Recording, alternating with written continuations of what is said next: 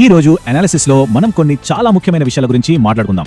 ముందుగా NH-163 దగ్గర జరుగుతున్న అభివృద్ధి వర్సెస్ పర్యావరణం వివాదం ఏంటి, ఆ తర్వాత హైదరాబాద్ విజయవాడ హైవే విస్తరణ అప్డేట్స్ చూద్దాం. అండ్ చాలా మంది ఎదురు చూస్తున్న ధరణి పోర్టల్ ఫోరెన్సిక్ ఆడిట్ సంగతి ఏంటి, దానికి తోడు హైదరాబాద్ కి వస్తున్న కొత్త GCC హబ్, పరికి చెరువు సమస్య, ఇలా చాలా ఉన్నాయి. ఇక చివర్లో ఈ వార్తలన్నీ మనకు ఏం చెబుతున్నాయి, ఓవరాల్ గా హైదరాబాద్ రియల్ ఎస్టేట్ సీన్ ఎలా ఉంది అని చూద్దాం. వెల్కమ్ టు హైదరాబాద్ ప్రాపర్టీ మరియు రియల్ ఎస్టేట్ న్యూస్ అనాలిసిస్. ఈ అనాలిసిస్ మీకు అందిస్తున్నవారు కోల్వెల్ బ్యాంకర్స్ సూత్ర ప్రాపర్టీ హైదరాబాద్. సరే, మనం మొదటి టాపిక్ తో స్టార్ట్ చేద్దాం. ఇది NH-163 ప్రాజెక్ట్. ఇక్కడ ఇన్ఫ్రాస్ట్రక్చర్ గ్రోత్ కి, పర్యావరణ పరిరక్షణకి మధ్య ఒక పెద్ద చర్చ నడుస్తోంది. అసలు NH-163 చుట్టూ ఇంత కాంట్రవర్సీ ఎందుకు నడుస్తోంది?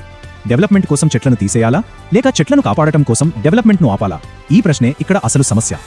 ఇప్పుడు చూడండి, ఇక్కడ రెండు వాదనలు స్పష్టంగా కనిపిస్తున్నాయి. ఒకవైపు NHAI వాళ్ళ ప్లాన్ ఉంది. వాళ్ళు ఏమంటున్నారంటే 765 మర్రి చెట్లను రోడ్డు మధ్యలో మీడియంలోనే ఉంచుతాం, మరో 136 చెట్లను వేరే చోటికి మారుస్తాం, కొమ్మల్ని కత్తిరించి విజిబిలిటీ పెంచుతాం అంటున్నారు. కానీ మరోవైపు స్థానికుల ఆందోళనలు చాలా సీరియస్గా ఉన్నాయి. వాళ్ళ ప్రకారం ఈ చెట్లను మధ్యలో ఉంచితే అసలుకే విజిబిలిటీ పోతుంది, కొమ్మలు విరిగిపడితే యాక్సిడెంట్స్ అవుతాయి, పైగా మర్రి చెట్లు మీడియంలో పెంచడానికి కరెక్ట్ కాదు, వాటిని రెగ్యులర్గా ఎవరు మెయింటైన్ చేస్తారో అని ప్రశ్నిస్తున్నారు. ఈ విషయంలో ఒకరి వాదన ఏంటంటే, NGT కేసులో పిటిషనర్ అయిన నటాషా రామరత్నం చెప్పినట్టు ఇన్ఫ్రాస్ట్రక్చర్ అనేది ప్రకృతికి అనుగుణంగా మారటం చాలా అరుదు. చెట్ల కోసం NHAI ఒక ప్రాజెక్ట్ ప్లాన్నే మార్చడం ఇదే మొదటిసారి. ఇది నిజంగా ఒక పెద్ద విజయం. అంటే ఇది పర్యావరణానికి దక్కిన గెలుపుగా వాళ్ళు భావిస్తున్నారు. అయితే దీనికి పూర్తి భిన్నమైన వాదన కూడా అంతే బలంగా వినిపిస్తోంది. ఒక స్థానిక నివాసి దిలీప్ రెడ్డి ఏమంటున్నారంటే, ఇది చాలా చెడ్డ ఆలోచన, విజిబిలిటీకి అడ్డంకిగా ఉంటుంది. ఈ రోడ్డు మీద జరిగిన చాలా ప్రమాదాలు ఆ మర్రి చెట్ల దగ్గర జరిగాయి. ఇప్పుడు వాటిని హైవే మధ్యలో ఉంచితే ప్రమాదం ఇంకా పెరుగుతుంది. ఇది సేఫ్టీకి సంబంధించిన చాలా ప్రాక్టికల్ కన్సర్న్.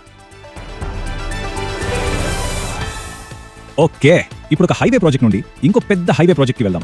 ఇది మన రీజియన్లో ఇన్ఫ్రాస్ట్రక్చర్ డెవలప్మెంట్ ఏ రేంజ్లో జరుగుతుందో చూపిస్తుంది. Yes, Hyderabad Vijayawada highway. దీన్ని 4 లేన్ల నుండి 6 లేన్లకు విస్తరిస్తున్నారు. ప్రాజెక్ట్ పొడవు ఏకంగా 229 కిలోమీటర్లు. ఇదొక మ్యాసివ్ అండర్టేకింగ్ అని చెప్పాలి. దీనికి సంబంధించి కేంద్ర ప్రభుత్వం ఆల్రెడీ ల్యాండ్ అక్విజిషన్ కోసం నోటిఫికేషన్ కూడా ఇచ్చేసింది.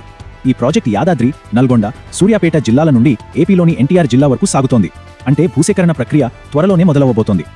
భూసేకరణ జరగబోయే కొన్ని ముఖ్యమైన మండలాలను చూస్తే చౌటుప్పల్, చిటియాల, నార్కెట్పల్లి, కట్టంగూర్, సూర్యాపేట, కోదాడుతో పాటు ఏపీలో నందిగామ, జగయ్యపేట, విజయవాడ రూరల్ వంటి ప్రాంతాలున్నాయి. సో ఈ ఏరియాల్లో ప్రాపర్టీ ఉన్న వాళ్లకు ఇది చాలా ఇంపార్టెంట్ అప్డేట్. సరే, ఇప్పటిదాకా మనం రోడ్లు, హైవేల వంటి ఫిజికల్ ఇన్ఫ్రాస్ట్రక్చర్ గురించి మాట్లాడాం.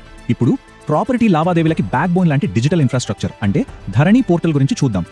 ధరణి పోర్టల్ జర్నీని ఒకసారి చూస్తే 2020 నవంబర్లో డిజిటల్ ల్యాండ్ రిజిస్ట్రేషన్ల కోసం దీన్ని గ్రాండ్గా లాంచ్ చేశారు. కానీ 2024 వచ్చేసరికి ఇందులో అక్రమాలు, దుర్వినియోగం జరుగుతున్నాయని ప్రభుత్వానికి అనుమానాలు మొదలయ్యాయి.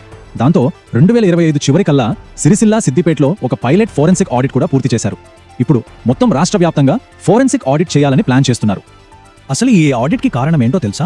2017 నుంచి 2023 మధ్య, అంటే కేవలం 6 ఏళ్లలో పట్టాదారు భూమి ఏకంగా 25 లక్షల ఎకరాలు పెరిగింది. ప్రభుత్వం కొత్తగా ఏ భూమి పంచనప్పుడు ఇంత భూమి అకస్మాత్తుగా ఎక్కడి నుంచి వచ్చిందనేదే ఇప్పుడు పెద్ద ప్రశ్న.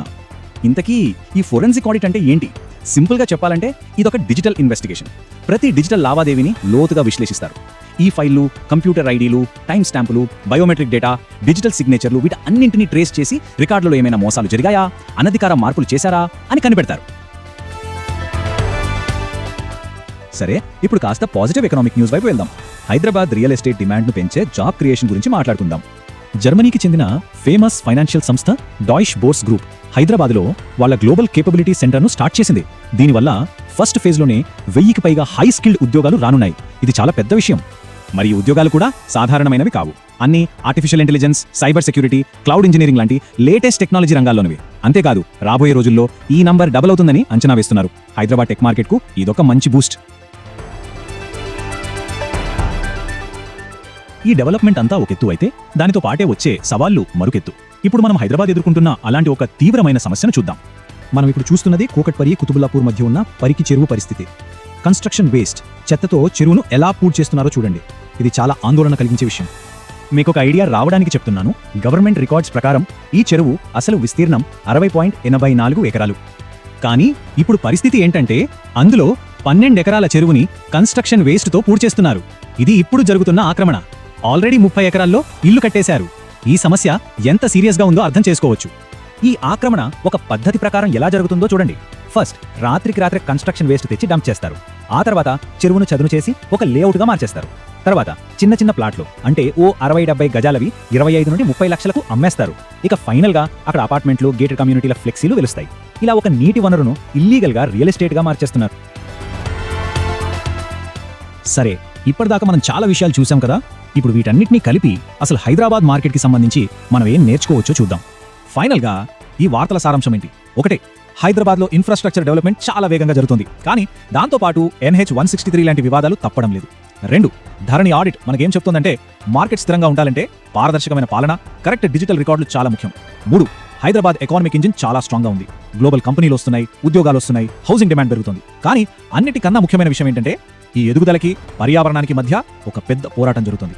చెట్లు, చెరువులు, మన సహజ వనరులను కాపాడుకుంటూ అభివృద్ధి సాధించడం అనేది అతి పెద్ద సవాలు. ఈ బ్యాలెన్స్ని ఎలా సాధిస్తామన్న దానిపైనే హైదరాబాద్ భవిష్యత్తు ఆధారపడి ఉంటుంది. Thanks for listening.